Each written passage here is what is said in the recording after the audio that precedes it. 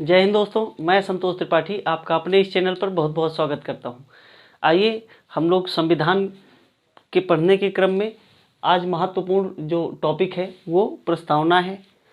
उद्देशिका भी इसे कहा जाता है और प्रेम्बल भी इसे कहा जाता है।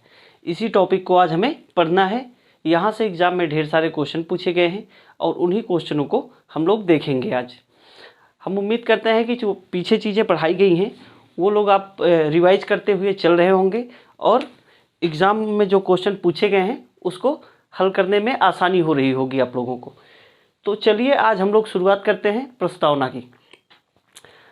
प्रस्तावना पढ़ने से पहले 2-3 बातें याद रख लेनी है कि जब संविधान सभा का गठन हो रहा था और संविधान सभा की पहली जो बैठक हुई है 9 दिसंबर 1946 को, उसके बाद फिर 13 दिसंबर 1946 को पंडित जवाहरलाल नेहरू जी के द्वारा एक प्रस्ताव पेश किया जाता है संविधान सभा के सामने और उसी को 22 जनवरी 1947 को संविधान सभा के द्वारा एक्सेप्ट कर लिया जाता है और संविधान निर्माण की प्रक्रिया शुरू हो जाती है। और उस प्रस्ताव में क्या था, तो उस प्रस्ताव में यही उद्देशिका जो वर्तमान में उद्देशिका है ये प्रस्ताव के रूप में पेश की गई थी और संविधान सभा के द्वारा उसे एक्सेप्ट किया गया था। तो उसमें कौन कौन सी बातें हैं वही हम लोगों को देखना है कि प्रस्तावना में अथवा उद्देशिका में अथवा तो प्रेम्बल में क्या क्या चीज़ें समाहित हैं। और ये एक ऐसा पेज है जिसमें आप अंदर संविधान में क्या क्या चीज़ें नियम कानून बनाए गए हैं, कौन कौन सी स्वतंत्रता की क्या बात की गई है, कौन कौन से न्याय की बात की गई है, वो सारी चीज़ें इस प्रस्तावना में समाहित हैं।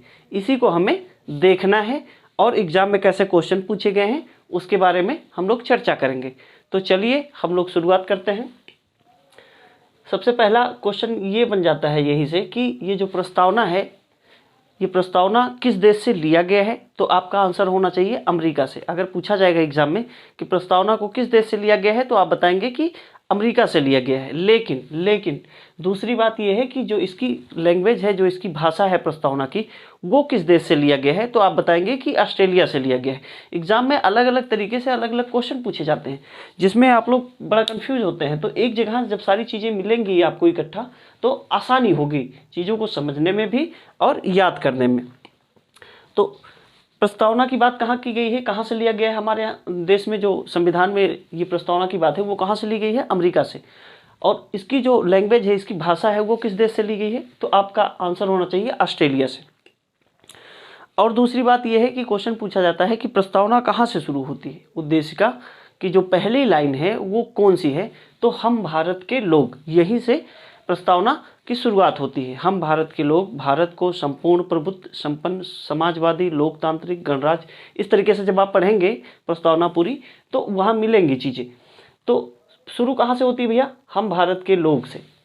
हम भारत के लोग से शुरुआत होती है। पूछा गया एग्जाम में प्रस्तावना अथवा उद्देशिका की शुरुआत किन शब्दों से होती है तो आप बताएंगे with the people of India, with the people of India अथवा तो हम भारत के लोग से। अच्छा, और समाप्त किस पे होती है ये भी पूछा गया है। तो समाप्त कब होती है कि जब ये प्रस्ताव संविधान बनके तैयार हुआ और उसके बाद 26 नवंबर 1949 को आप जानते होंगे संविधान बनके तैयार हुआ और उसी दिन इस प्रस्तावना को हम लोगों ने एक्सेप्ट किया, संविधान को एक्सेप्ट किया और उसको आत्मार्पित किया। तो पूछा गया है कि हमारे यहाँ जो संविधान है वो कब जो है अपनाया गया, तो हम बताते हैं कि 26 नवंबर 1949 को। और कब लागू किया गया पूरी तरीके से, तो 26 जनवरी 1950 को। इसके बारे में हम लोग चर्चा कर चुके हैं पिछले वीडियो में। तो इतनी बातें आपको यहाँ से ध्यान रखनी है।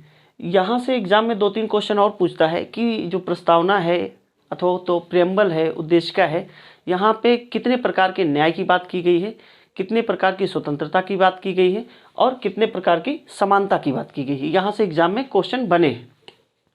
तो चलिए हम लोग देख लेते हैं। तो जब न्याय की बात पूछेगा एग्जाम में कि कितने प्रकार के न्याय की बात की गई है उद्देशिका में, तो आप बताएंगे 3 प्रकार के। कितने प्रकार के, 3 प्रकार के। कौन कौन से, सामाजिक न्याय, आर्थिक न्याय और राजनीतिक न्याय।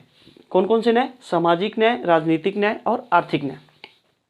और कितने प्रकार की स्वतंत्रता की बात की गई है, तो 5 प्रकार की स्वतंत्रता है। कितने प्रकार की स्वतंत्रता की बात की है, 5 प्रकार के। कौन कौन से है, धर्म स्वतंत्रता की बात अगर करें तो 5 प्रकार की स्वतंत्रता है और समानता 2 प्रकार की है। कौन कौन सी समानता की बात की गई है वो आपके एग्जाम में पूछा जाता है कि 2 प्रकार की स्वतंत्रता है, 4 प्रकार की है, 5 प्रकार की है, ऐसे ऑप्शन देके पूछा जाता है।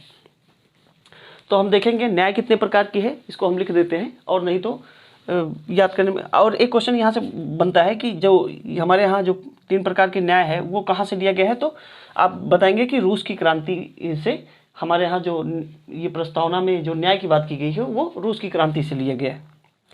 तो न्याय कितने कौन कौन से हैं भैया? सामाजिक न्याय, सामाजिक,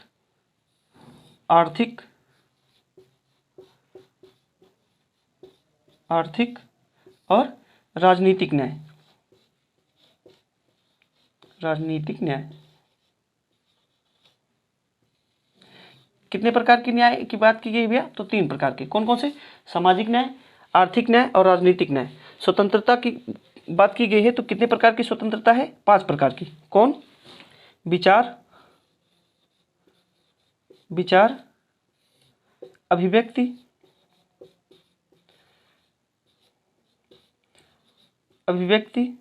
विचार, अभिव्यक्ति, विश्वास, इसको हम रफ कर देते हैं, विश्वास।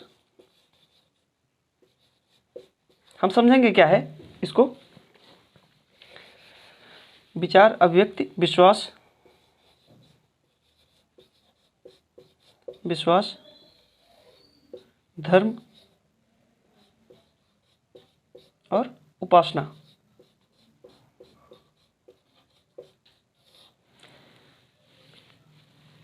पूछा गया एग्जाम में कि निम्न में से इसमें किस प्रकार की स्वतंत्रता की बात प्रस्तावना में नहीं की गई है।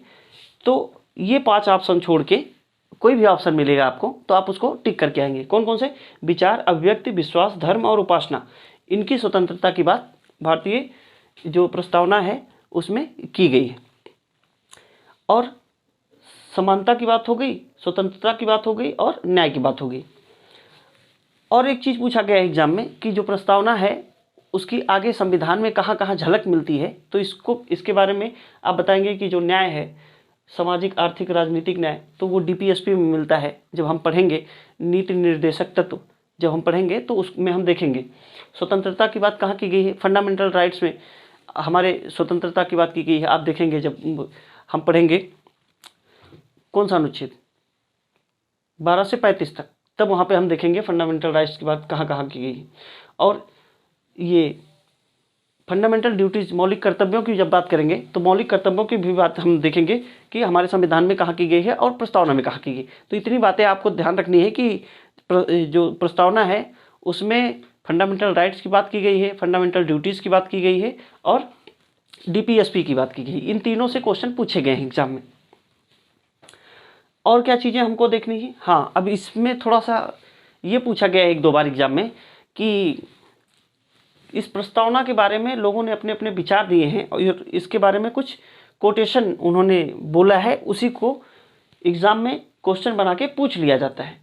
एग्जामिनर, दरअसल आपका एग्जामिनर जब ये प्रस्तावना तैयार हो रही थी तो बैठ के देख रहा था, तो वो सोच रहा था कि हाँ बनाने दो, हम एग्ज़ाम में क्वेश्चन पूछेंगे। तो यहाँ 4-5 पॉइंट वो सुना था बड़े अच्छे से और कह रहा था कि ठीक है हम आगे क्वेश्चन यहाँ से पूछेंगे।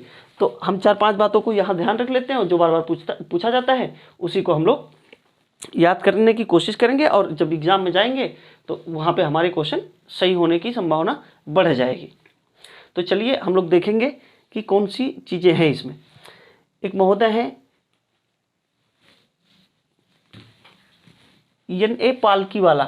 N.A. पालकीवाला है एक नाम। इन्होंने क्या कहा है इस संविधान को, ये जो उद्देशिका है, प्रेम्बल है, इसके बारे में क्या इन्होंने कहा है। तो इसे कहा गया है कि संविधान का परिचय पत्र है। पूछा गया एग्जाम में कि संविधान का परिचय पत्र किसने कहा है, तो आप बताएंगे N.A. पालकीवाला ने कहा है। क्लियर। दूसरा बात क्या है इसमें कि एक महोदय है K.M. मुंशी, इन्होंने क्या कहा है इस प्रेम्बल को, तो इन्होंने कहा है संविधान की जन्मकुंडली कहा है। किसने? तो K.M. मुंशी ने कहा है। किसको? प्रस्तावना को। और क्या चीज़ें हैं? तीसरी बात इसमें जो ध्यान देने वाली है कि कृष्ण स्वामी अय्यर हैं, कृष्ण स्वामी अय्यर जी हैं, इन्होंने प्रस्तावना को क्या कहा है, दीर्घकालिक सपनों का विचार कहा है। इन्होंने क्या कहा है, दीर्घकालिक सपनों का विचार कहा है। किसने कहा है, तो कृष्ण स्वामी अय्यर ने कहा है। N.A. पालकीवाला ने संविधान का परिचय पत्र कहा है। K.M. मुंशी ने संविधान की जन्म कुंडली कहा है। कृष्ण स्वामी अय्यर ने दीर्घकालिक सपनों का विचार कहा है। ठाकुर राज भार्गव और B.R. अम्बेडकर, इन दोनों में आप लोगों को कन्फ्यूजन होता है कई बार, तो उसको आज क्लियर करिए कि ठाकुर राज भार्गव ने संविधान की आत्मा कहा है। किसे, प्रस्तावना को। किसे, प्रस्तावना को। ठाकुर राज भार्गव ने प्रस्तावना को संविधान की आत्मा कहा है। अब आप कहेंगे कि संविधान की आत्मा तो अम्बेडकर जी ने भी किसी चीज़ को कहा है। हाँ, तो उसके बारे में हम देखते हैं। अम्बेडकर जी ने प्रस्तावना को क्या कहा है ये भी पहले जान लेते हैं। तो इन्होंने कहा है कि पवित्र दस्तावेज है। क्या, पवित्र दस्तावेज है क्या, ये प्रस्तावना। और ठाकुर राज भार्गव ने कहा है संविधान की आत्मा है। अब आप कहेंगे कि B.R. अम्बेडकर साहब ने भी तो संविधान की आत्मा की बात की है। तो हाँ, जब हम पढ़ेंगे अनुच्छेद 32 संवैधानिक उपचारों का अधिकार, जब हम पढ़ेंगे अनुच्छेद 32 संवैधानिक उपचारों का अधिकार, तो उसको इन्होंने B.R. अम्बेडकर साहब ने बताया है कि ये संविधान की आत्मा है। अगर ये अनुच्छेद ना होता तो संविधान में ऐसा माना जाता कि संविधान बिना, जैसे आत्मा के देह होती है वैसे ही ये संविधान होता। खैर, इतनी बातें आपको याद रखनी है। जब हम फंडामेंटल राइट्स पढ़ेंगे तो हम वहाँ पे इस चीज़ को बताएंगे। अच्छा, क्यों कहा है इन्होंने, अम्बेडकर साहब ने, अनुच्छेद 32 को कि संविधान की आत्मा है? तो आप देखे होंगे कि जब फंडामेंटल राइट्स का उल्लंघन होता है तो सुप्रीम कोर्ट और हाई कोर्ट अनुच्छेद 32 और 226 के तहत याचिका डाली जाती है। 5 प्रकार की रिटें होती हैं। 5 प्रकार की रिटें होती हैं। जब उसको दायर किया जाता है तो जब किसी व्यक्ति को आप अगर ये कहें कि राजनीतिक जो उठापटक हो रही है इसमें जो आम जनमानस है उनके लिए समस्या होती है, और कोई भी व्यक्ति सुप्रीम कोर्ट और हाई कोर्ट जाके याचिका दायर कर सकता है अपने अधिकारों, जब उसके अधिकारों का हनन हो तब वो हाई कोर्ट और सुप्रीम कोर्ट जा सकता है और अपने अधिकारों की रक्षा कर सकता है। किसके तहत? तो अनुच्छेद 32 और 326 के तहत। और उसमें 5 प्रकार की रिटें हैं, और उन्हीं रिटों के बारे में इन्होंने बताया है कि वो संविधान की आत्मा कहा है उन्होंने। किसको? अनुच्छेद 32 संवैधानिक उपचारों का अधिकार। इतनी बातें क्लियर रखिए। संविधान की आत्मा प्रियम्बल को किसने कहा है? ठाकुर राज भार्गव ने कहा है। क्लियर? और क्या है? हाँ, अब कुछ 4-5 पॉइंट हैं इस प्रस्तावना से जो हमें देख लेनी है, जो एग्जाम में कई बार पूछा गया है कि संप्रभु राष्ट्र क्या होता है ना, अथवा तो धर्मनिरपेक्ष राष्ट्र क्या होता है, इसके बारे में चर्चा होगी। उसके बाद हम देखेंगे बेरुवारी केस, केशवानंद भारती बनाम केरल राज्य और 42वां संविधान संशोधन। इन 3 चीज़ों से कई बार एग्जाम में क्वेश्चन पूछे गए हैं। आप लोग भी कोशिश करिए ना कि चीज़ों को पढ़िए, नोट्स बनाइए और शांत मन से पढ़िए। जब आप प्रसन्न होकर और शांत चित्त से पढ़ते हैं तो चीज़ें याद होती हैं। और कोशिश करिए कि कम बोला करिए। ज़्यादातर उपद्रव तभी आप करते हैं जब आप बोलते हैं। आप कोशिश किया करिए कि कम बोला जाए, अथवा तो मौन रहा जाए, ना बोला जाए। अच्छा, मौन रहने के भी फायदे हैं। मौन रहने के 3 फायदे तो तुरंत होते हैं। मौन रहने के 3 फायदे तुरंत कौन कौन से? पहला तो आपकी एनर्जी ऐसे ही बर्बाद नहीं होती, एनर्जी स्टोर होती है। दूसरी बात क्या है कि आप झूठ बोलने से बच जाते हैं। झूठ बोलने से बच जाएंगे, एनर्जी स्टोर होगी। और तीसरी सबसे बड़ी बात है कि दूसरों की निंदा करने से बच जाएंगे। अगर आप मौन रहते हैं तो ये 3 फायदे आपको तुरंत मिलते हैं। और नहीं तो आप चटर पटर हमेशा बोलते रहेंगे ना। उपद्रव तो तभी होता है जब आप बोलते रहते हैं। कोशिश करिए कि शांत रहिए, और जब शांत रहेंगे, प्रसन्न रहेंगे तो पढ़ने का भी मन करेगा। नोट्स बनाइए, सिस्टमेटिक ढंग से हम लोग चल रहे हैं आगे संविधान में के पढ़ने के क्रम में। और यहाँ से एग्जाम में ढेर सारे क्वेश्चन पूछे जाते हैं। जब एग्ज़ाम में आपका पेपर लगा हो, आप पेज पलट के फटाक से देख लीजिए। पुथन्ना काम नहीं आता है एग्ज़ाम में, है ना। ये जो 2, 4, 6, 10 पेज का नोट्स होता है वही काम आता है कि जल्दी से रिवाइज कर ली जाए। चलिए आइए हम लोग देखेंगे कि भारत, पूछा गया है भारत क्या है। भारत एक संप्रभु राष्ट्र है। हाँ, संप्रभु राष्ट्र है। संप्रभु राष्ट्र का क्या मतलब है कि एक क्षेत्रफल हो, एक विशेष एरिया हो, और उसमें कुछ लोग, नागरिक उसके रहते हो, और उन और एक सरकार हो। सरकार अपने आंतरिक और बाह्य फैसले लेने में स्वतंत्र हो। पहले के 3 अगर हैं और चौथा नहीं है तब संप्रभु राष्ट्र नहीं माना जाता। भारत जब आज़ाद हुआ था तब संप्रभु राष्ट्र नहीं था। क्यों? क्योंकि संविधान तब उसके पास यह संविधान, आप देखे होंगे कि जब बन के तैयार हुआ, कब बन के तैयार हुआ, तो 26 नवंबर 1949 को, और इसे हम पूरी तरीके से लागू करते हैं 26 जनवरी 1950 को। जब हम अपने आंतरिक और बाह्य फैसले लेने के लिए स्वतंत्र हो गए तब हम संप्रभु राष्ट्र कहलाए। तो संप्रभु राष्ट्र का इतना ही मतलब होता है कि जब हम आंतरिक और बाह्य फैसले लेने के लिए स्वतंत्र हों तब हम संप्रभु राष्ट्र कहलाएंगे। भारत वर्तमान में संप्रभु राष्ट्र है। और क्या है? भारत एक धर्मनिरपेक्ष राष्ट्र है। इसका क्या मतलब है भैया? भारत एक धर्मनिरपेक्ष राष्ट्र है, इसका क्या मतलब है? आप देख रहे होंगे कि भारत में अनेक प्रकार के धर्म को मानने वाले लोग रहते हैं। विविधताओं से भरा हुआ भारत है और इसमें खान पान, रहन सहन, इनकी संस्कृति और सभ्यता अलग अलग प्रकार की है, फिर भी सब लोग एक तरीके से रहते हैं।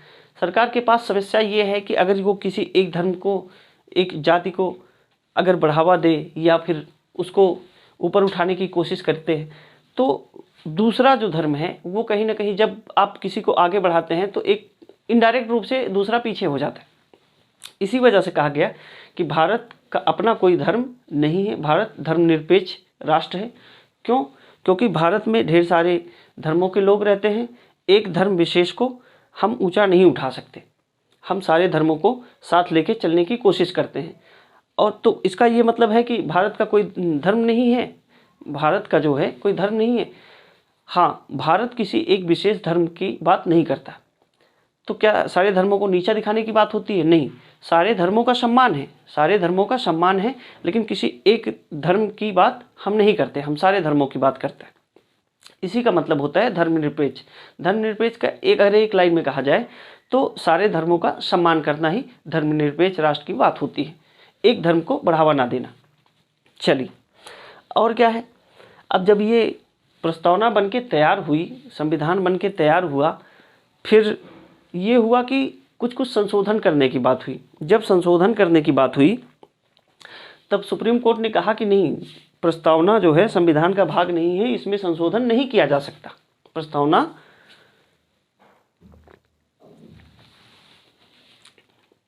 संविधान का भाग नहीं है, इसमें संशोधन नहीं किया जा सकता।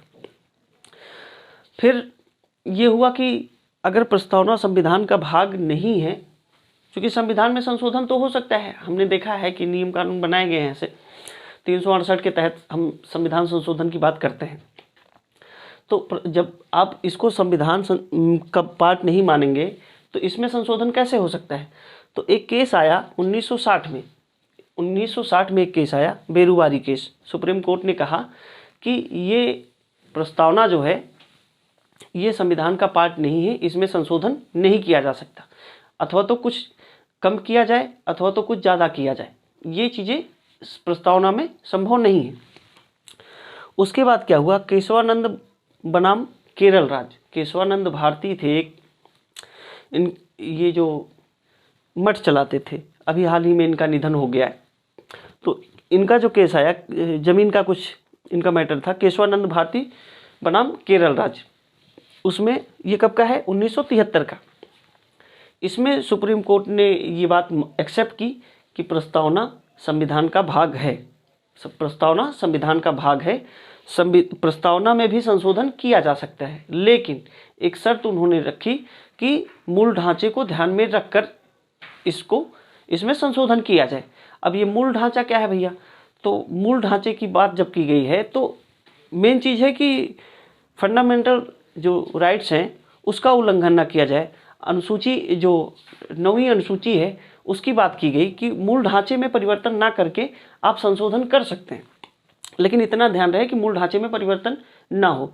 पूछा जाएगा एग्जाम में कि सुप्रीम कोर्ट ने मूल ढांचे की जो बात की है वो कौन से केस की बात की, तो आप बताएंगे केशवानंद भारती बनाम केरल राज्य 1973 में सुप्रीम कोर्ट ने बताया कि ये जो है मूल ढांचे को ध्यान में रख के संशोधन आप कर सकते हैं।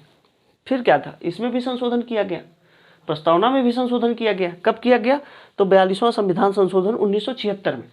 1973 में ये केस आया, सुप्रीम कोर्ट ने जैसे ही कहा कि हाँ ये संविधान का पार्ट है, इसमें संशोधन किया जा सकता है, तब क्या हुआ कि 42वां संविधान संशोधन किया गया 1976 में, और इस प्रस्तावना में 3 नए शब्द जोड़े गए। 3 नए शब्द जोड़े गए, कौन कौन से? समाजवाद और निरपेक्षता और अखंडता। धर्मनिरपेक्षता, समाजवाद, धर्मनिरपेक्ष, इसे हम लिख देते हैं धर्मनिरपेक्ष, और अखंडता। 3 शब्द जोड़े गए। पूछा गया एग्जाम में कि 42वें संविधान संशोधन के द्वारा कौन कौन से शब्द जोड़े गए हैं प्रस्तावना में, तो आप बताएंगे समाजवाद, पंथ निरपेक्ष अथवा धर्मनिरपेक्ष और अखंडता। 3 शब्द इस प्रस्तावना में जोड़े गए हैं। इतनी बातें आपको याद रखनी है इससे। चलिए एक बार हम देख लेते हैं कि प्रस्तावना की भाषा कहाँ से ली गई है। तो जो है ऑस्ट्रेलिया से ली गई है। प्रस्तावना कहाँ से ली गई है? तो अमेरिका से लिया गया है। प्रस्तावना की शुरुआत कहाँ से होती है? तो हम भारत के लोग से। और संविधान जब लागू हुआ 26 नवंबर 1949 को जब इसे अपनाया गया, और 26 जनवरी 1950 को जब लागू हुआ, तब ये 3 शब्द नहीं थे। समाजवाद अथवा तो समाजवाद, पंथ निरपेक्ष अथवा तो धर्मनिरपेक्ष और अखंडता, ये 3 शब्द नहीं थे। ये कब जोड़े गए? तो 42वां संविधान संशोधन 1976 के द्वारा। और क्या है, कितने प्रकार की न्याय की बात की गई है? तो 3 प्रकार की, सामाजिक, आर्थिक, राजनीतिक न्याय। और स्वतंत्रता की बात की गई 5 प्रकार की, समानता की बात की गई है 2 प्रकार की। इस प्रस्तावना की झलक संविधान में कहाँ कहाँ मिलती है? तो आप बताएंगे फंडामेंटल राइट्स, फंडामेंटल ड्यूटीज और डीपीएसपी में, ये 3 जगहों पे मिलती है। और क्या इसमें देखना है कि इस प्रस्तावना के बारे में कुछ स्टेटमेंट है कुछ लोगों का, जैसे पालकीवाला साहब है, उन्होंने संविधान का परिचय पत्र कहा, के एम मुंशी ने जन्म कुंडली कहा, कृष्ण स्वामी अय्यर ने दीर्घकालिक सपनों का विचार कहा, ठाकुर राज भार्गव ने इसे संविधान की आत्मा कहा, बी आर अम्बेडकर ने पवित्र दस्तावेज कहा। इतनी बातें आपको याद रखनी है। तो उम्मीद करते हैं कि ये चीज़ें समझ में आई होंगी, और यहाँ से एग्जाम में ढेर सारे क्वेश्चन बने हैं अलग अलग समय पर। आप इस चीज़ को 1-2 बार देखेंगे, चीज़ें याद होंगी और क्वेश्चन हल करने की कोशिश करिए। चलिए आज इतना ही रखते हैं, मिलेंगे अगले वीडियो में, तब तक के लिए जय हिंद।